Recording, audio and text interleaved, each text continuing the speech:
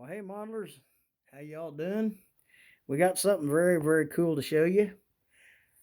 All this stuff you see here, this neat stuff you see here that I got here on my layout.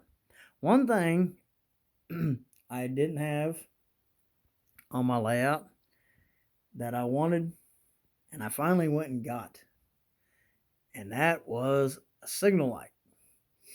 I've been wanting a signal light for a long time, and so I, when I was up at Spring Creek, I looked at the Atlas starter kit. It's a pretty simple kit, and for kind of just starting into this, uh, it's pretty simple to hook up. I mean, uh, it took me about probably a good 30 to 40 minutes to hook mine up, and I can show you how I done that. But let's show you the little signal.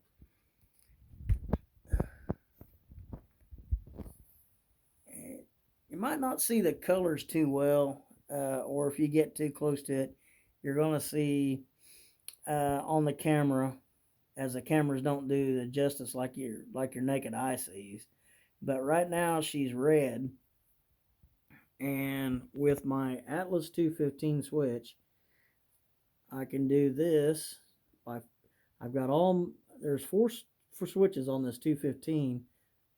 They're all supposed to be down, or three are down and then one's up right now for the red. And if I go and pull this down like this, you got a delay on the yellow, and then you got green. You got a green signal. And I mean, that signal is bright. I mean, it is a bright little green signal. And but this signal here is the same one that that you can see, if you're in our area of, around here in Hutch, on the UP, you can see these round head signals. And they're basically, set up just like, the real signal. And I've had them, in my videos, when the train's going by, green's up on top, like you see right there, red's on the bottom, and then yellow. Um, but like I say, these signal lights look almost exactly like those. I I would say they're probably back in the day when the Rock Island, uh, was running through here. Um, that's probably the era that they come from. Um, but they're pretty sharp, and uh, with just a movement of the switch, you got a red signal, and it's kind of fitting. It's got a red signal, and I got a car sitting there, so nothing can go that way until the car's moved. So, uh, but I put the switch in the middle, and then she goes to yellow, and she delays for a few seconds again, and then she's back to green. And so I'll show you the little board here. Here's the Atlas board that you get with the kit, and I've got it hooked into one of my power packs. Is how I've got it.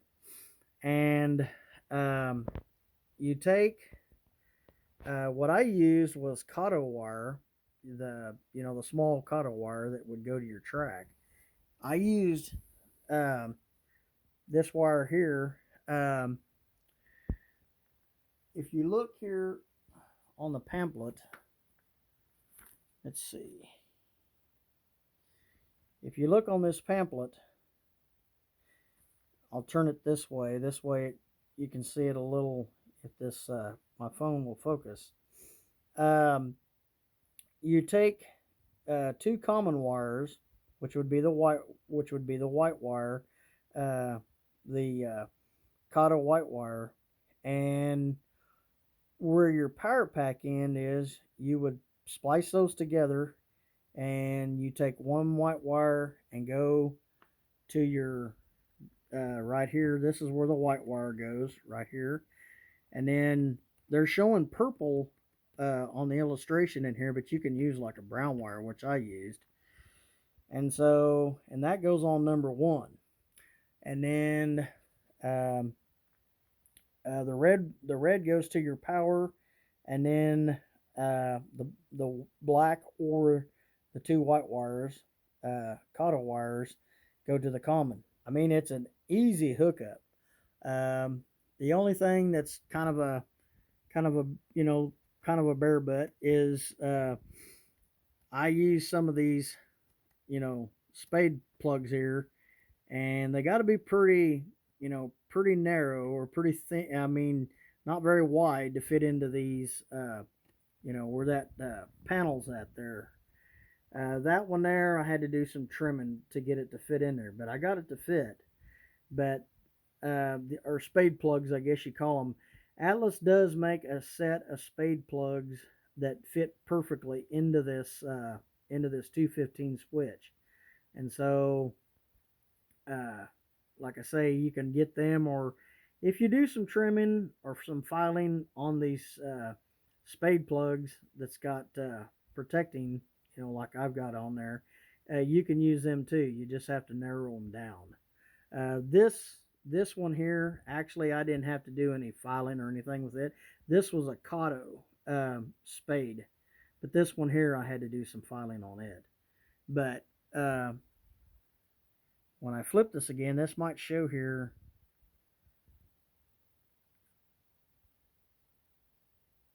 I didn't know if there's a thing that lights up on the board or not, but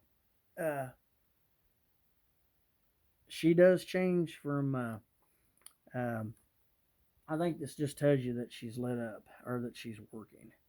But right now, okay, the signal should be red.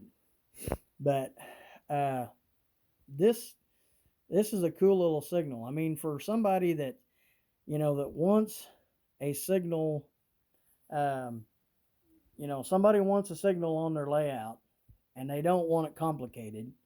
You're just, you're still can do your movements and stuff like that on there. Right now, I don't have a block detector or whatever that to where I can, set it up where if the train's in the block. But eventually, I can get that way. I mean, I'm just kind of just starting out to set my signal in place. I just used a little bit of double-sided tape to set it there. This hole was already drilled, so I didn't have to worry about drilling a hole. I just stuck it was big enough for the track and for its little cord, and so it went in there pretty simple. And it's a neat little signal.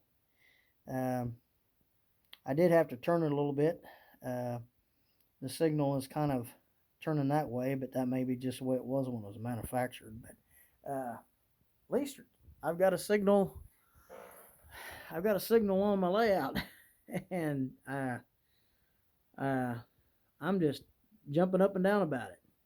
So tell me what you think. Give me a thumbs up, ring the bell, and leave me a comment. Tell me what you think. But the MKMRR, Mid-Kansas Model Railroad, N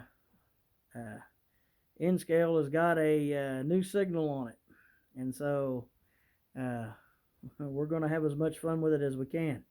So, and we got us a lighted Amtrak car. So we thank you for watching, and we'll see you on the next one.